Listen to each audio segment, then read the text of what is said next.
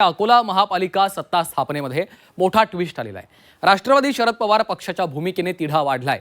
राष्ट्रवादी शरद पवार पक्षाच्या नगरसेवकांची 50-50ची भूमिका आहे अशी सूत्रांची माहिती आहे।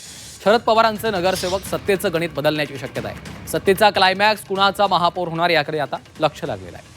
अकोल्यात महापालिकेतील सत्ता स्थापनेच्या हालचालींना वेग आलेला आहे। भाजपनं सत्ता स्थापनेसाठी 44 नगरसेवकांची आघाडी तयार केली असा दावा केलाय। या आघाडीमध्ये भाजपचे 38, राष्ट्रवादी काँग्रेसचे 1, शिवसेनेचा 1 अपक्ष, राष्ट्रवादी शरद पवार पक्षाचे 3 नगरसेवक आहेत अशी माहिती आहे। जयेश जगड आमचे प्रतिनिधी सध्या फोनलाईनवरून आपल्या सोबत आहेत। जयेश, अकोला महापालिका सत्ता स्थापनेमध्ये आता हा मोठा ट्विस्ट म्हणावा लागेल।